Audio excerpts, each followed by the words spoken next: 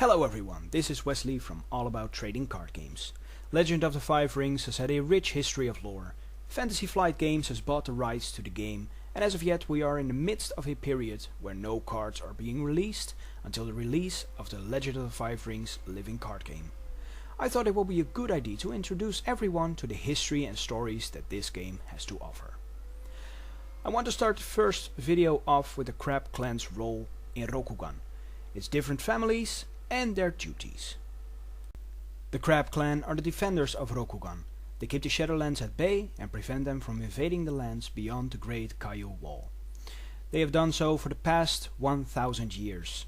The Shadowlands are a twisted and corrupted region where the Oni, or demons, roam freely and the dead walk these barren lands. The crab rather die in combat than live to a ripe old age.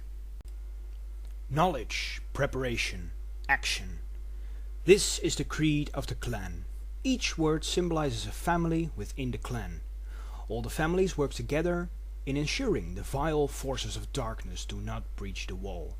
When the Hida make a decision, the other families are expected to carry that decision out. Knowledge is symbolized by the Kuni. They learn as much as they can about the issue in question. The Kaiu then take this knowledge and turn it into whatever they need, defenses, weapons, etc. This is preparation. And then the action is for the Hiruma. They implement these ways to solve the problems. In theory, this is how the Crab Clan is supposed to work, but rarely it is this simple.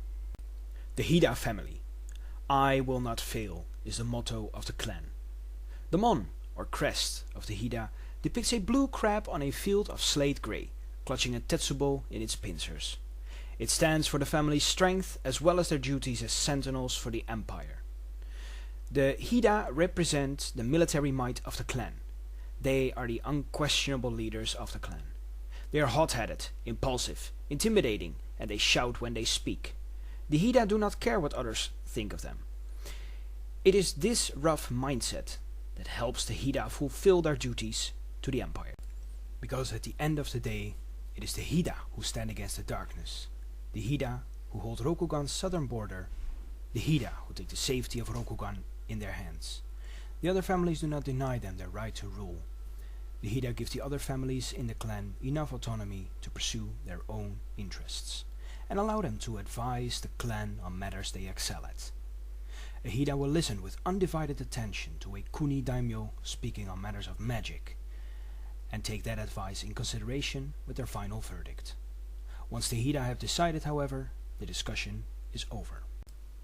Hida children are raised with a great burden on their shoulders. From the moment they can talk, they learn what is expected of them and are prepared for their duties to protect Rokugan from the Shadowlands later in life. Children are taught to make command decisions as they learn to read and write. Most of them can swing a katana before they can walk. The Hida Bushi School is one of the most brutal training routes in the empire. Students learn about military philosophy and are drilled in kenjutsu and participate in mock combats. They train in full armor to train themselves in both strength and endurance. Unlike the Hiruma, who rely on tact and speed, the Hida train to be strong and push to the limits of their endurance. As a result, they can fight for hours and hold formations against any aggressor. The Hida is the backbone of the Crab Clan military machine. The Hiruma Family. The clan has had two different mon in its history. The first one went out of use when the ancestral homelands of the family was lost to the Shadowlands. The second was installed when they completed their long journey to reclaim these lands. In the time when they had not yet reclaimed their ancestral homes, they placed themselves in exile, shamed at the fate of their old home. They swore to reclaim these lands from the darkness one day. They served as scouts for the Crab Clan, gaining intel about the whereabouts of Oni and other subjects of the Shadowlands. The Hiruma family inherited the eagle-eye vision of their ancestor Hiruma, and most will wield a bow. The Hiruma Bushi school was lost to the Shadowlands some 300 years ago, and most students of the family are sent to Shinjo schools in the Unicorn Lands. Being strange at first for the Hiruma, they have adapted to this learning program and found the unicorn's stamina and speed to be somewhat the same as their own. Marriages between Hiruma and Shinjo are not uncommon, and some Hiruma even sympathize with the unicorn's Moto family, even going so far as to wear their blank Moto crest as a show of solidarity. The Kaiu Family. The mon of the Kaiu shows a blood-red claw of the crab surrounded by bricks on a field of white. The bricks represent protectiveness, and the claw represents a weapon if their defense is ever broken. The Kaiu are surprisingly quiet for a crab, soft-spoken, and have none of the infamous tempers of their brethren. They are the architects of their clan, builders, planners, engineers. Their founder was a blacksmith who crafted the weapon needed for slaying Oni no Hatsusuru from the stories of old. They can produce the strongest weapons in the empire and have built the great Kaiu wall to protect Rokugan from the Shadowlands. Kaiu students learn about these feats and are drilled to build the strongest yet simple structures in their fight against the enemies. As a graduation exercise, they must design a siege weapon for placement on the Kaiu wall. If they pass, their first duty is to build the weapon they designed. The Kuni Family. The mon is a pair of red crab claws crossed over a cream-colored field and surrounded by a circle of blue. It represents the Kuni's search for great mysteries of the universe and reminds them that such mysteries can often be found within themselves. The Kuni have been a powerful family of some of the most feared sorcerers in Rokugan. They were the first to discover a means to combat the Shadowlands' dark magic. Kuni Shugenya are skilled in the arts of the physical form. They understand anatomy and the mixture of the 5 elements that occurs within every body. The Shugenya of the Kuni school are not taught in organized groups, as most Shugenya are.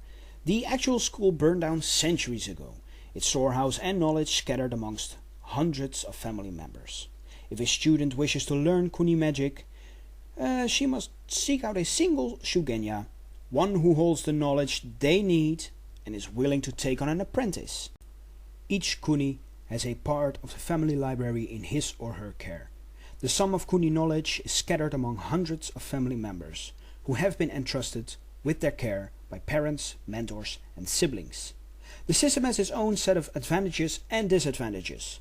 Exchanging knowledge is difficult, and few Shugenya have an all-encompassing mastery of the school.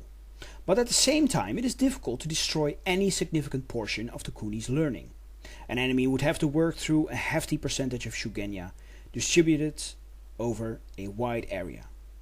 In a place where the Shadowlands is but a few days away, a decentralized approach to spell storage is almost a necessity. The Kuni are wanderers, and only once a year, every winter equinox, the Kuni meet at Hida Castle to discuss their findings, recruit new Shugenya, and engage in scholarly matters concerning the clan. There they exchange spells and other esoteric bits of knowledge, and bring potential threats to from the Shadowlands to light. This is also the time when the secretive Kuni witch hunters return from their wanderings and select new members. These yearly meetings go on behind closed doors, and no one outside of the family may directly participate, although the Hida Daimyo receives a detailed transcripts of the discussions. It is considered a matter of family pride to keep prying eyes from Kuni business, and whispered rumors of the horrible fates which befall eavesdroppers keep most away. Since the days of Yuchiban, a very small branch of the Kuni have taken a more forceful role in the battle against Fuleng. They feel that the Dark Lord must not be allowed to spread into the Empire, and have dedicated themselves to wiping out all traces of evil in Rokugan proper. These rare Kuni are known as Tsukai Sagasu, the hunters of evil. These are also called the witch hunters, and they travel throughout Rokugan, mostly go north in search of this evil to eradicate it. And finally, we have the Yasuki family. Now the Yasuki family is a very strange one. Their mon even depicts it and has a stark contrast to the other crab families. It depicts a golden carp surrounding a flower of deep azure. The carp is considered an animal of good fortune, and the mon is intended to bring wealth and prosperity to all Yasuki under it.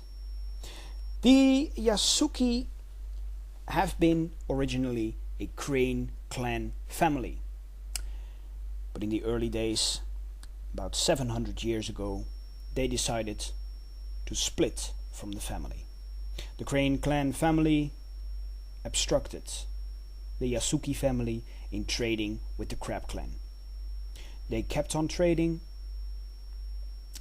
and the crane clan told them to stop, but they wouldn't have it and decided to defect to the crab clan. The Yasuki are the ambassadors of the clan and travel to other clans and the emperor to discuss in political matters.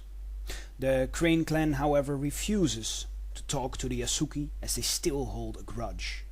But before all else, the Yasuki family are traders, smugglers, making money for the crab clan and their cause against the Shadowlands. There are still some Yasuki who stayed with the crane clan, claiming their ancestors were crane and thus they are crane. Most, however, serve the crab clan. This concludes my very first lore video on Legend of the Five Rings. I really hope you guys enjoyed it.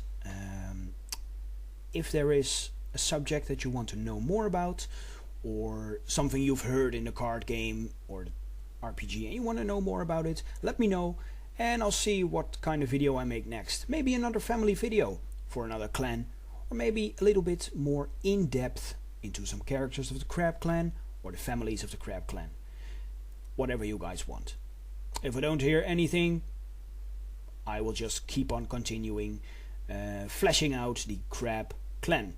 So thank you all for watching. Hit that like button, subscribe if you haven't already, and make sure to watch the next Legend of the Five Rings lore video. Thank you.